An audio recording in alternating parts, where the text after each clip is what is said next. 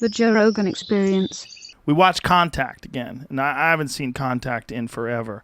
And first of all, god damn, what a good movie that was. That's a good movie. That's a good movie. And a great movie about aliens. Like a movie that it gives you a different perspective on the possibilities of contact and just the fact that it was a Carl Sagan book and there's just so much good to it. That character that you played was as a fascinating guy, and I kind of feel like there's some of you in that guy. Sure. I mean, you are. Am I wrong here? You are religious in some way. Yeah, absolutely. And I want to bring this up in this day and age when people go, "No, I'm not religious. I'm only spiritual." You know what the Latin root of religion is? Re-legare. And legare means to bind together. Re means again. Well, in a world that's saying I'm only spiritual because I want unity, that's exactly what religion means. We bastardized the meaning of it over time, and we've excluded people, and we've corporatized it and such. But yes, I am religious. That character, you know, I had written stories. I'd written a college paper called John Wayne Goes West, and it was about how can you be a believer in a world of science. And I remember writing things like during the making of that movie, like, science is the practical pursuit of God.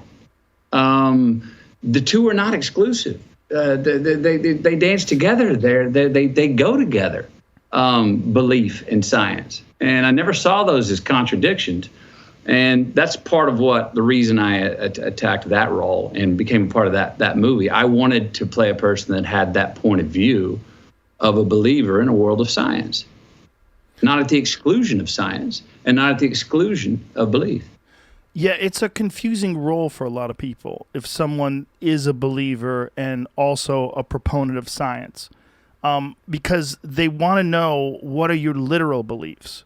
Like, are you taking the Bible at its literal word, or do you use it as some sort of a guidebook of the experiences of these people that lived thousands of years ago that have been translated from multiple different languages back to English?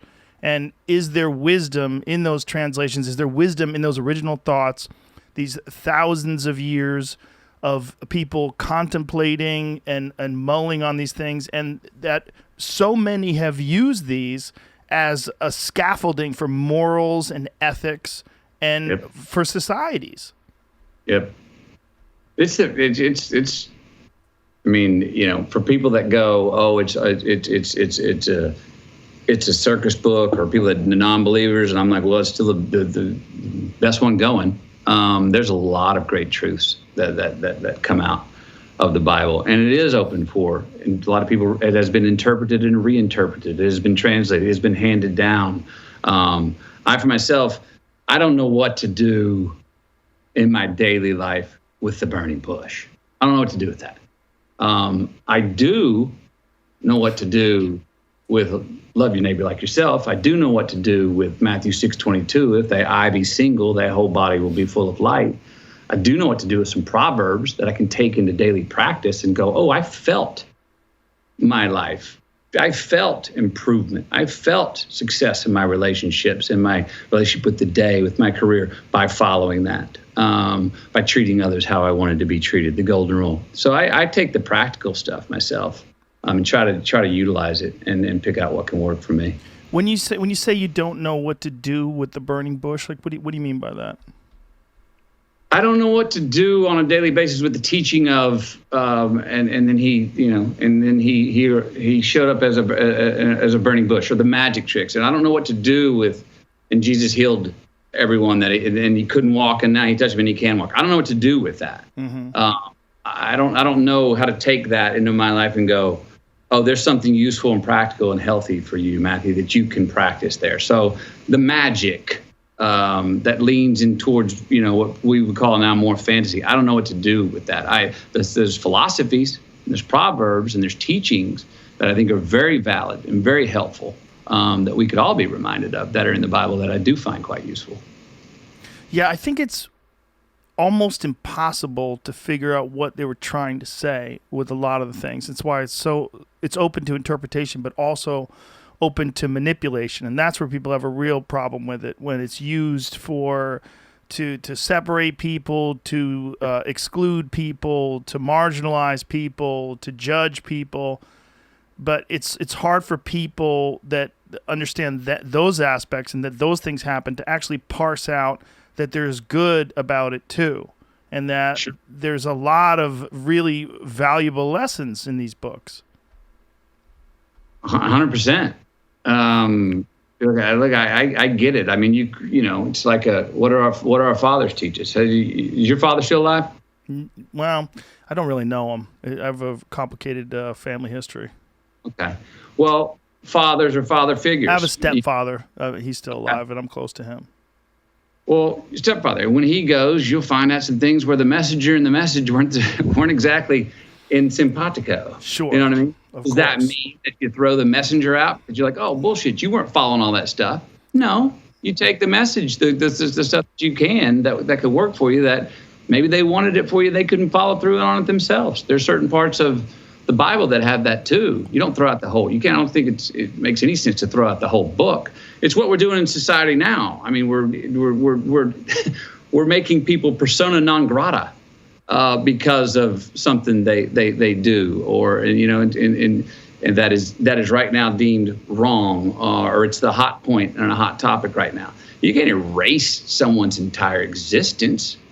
Where the heck does some forgiveness go? And again, that, like optimism, it's not erasing the crisis. It's not saying there wasn't a problem first. It's not saying that there's parts of the Bible that people have bastardized and used in the wrong way. But you don't throw the whole book out and say, well, it's all bad then. It's all used, because it's false. Have you encountered difficulty expressing this in Hollywood? You know, Hollywood is predominantly left-wing and very secular or Jewish in some circles, but it's not like a place where Christian fundamental values are espoused openly. You know, a lot of Jewish folks are in Hollywood, and that seems to be okay with a lot of people, but some other religions, particularly if you're a fundamentalist Christian or if you have Christian values, a lot of people frown upon that. Why do you think that is, and have you had difficulties with that? I don't know if I haven't had difficulties. I have had, and I won't throw any people under the bus, but I have had moments where I was on stage receiving an award in front of my peers in Hollywood. And there were people in the crowd that I have prayed with before dinners many times. And when I thank God, I saw some of those people go to clap, but then notice that, whoa, it's going to be a bad thing on my resume, and then sit back on their hands. Oh, wow. And I've seen people read the room and go, whoa, that wouldn't bode well for me in the future. If for getting a job or getting votes or what have you. Yeah. I have seen that. I've witnessed that. I don't judge him for it. I just wish, that it seems like a silly argument. One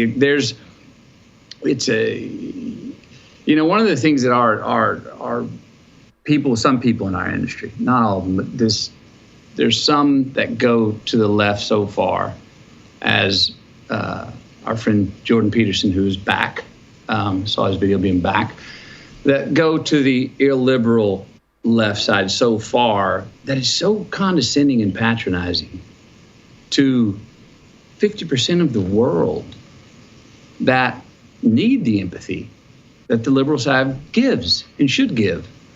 To throw somebody's, illegitimize them because they say they are a believer, it's just so arrogant. And in some ways hypocritical to me. So I haven't run into, I haven't head-butted trouble on that, but I've always, my career, I've pretty much gone my own path. And by hook or by crook, just trying to figure a way out into what I was doing. And I haven't measured or noticed where it has harmed or gotten in my way of what I wanted to achieve in Hollywood. Episodes of the Joe Rogan Experience are now free on Spotify. That's right, they're free.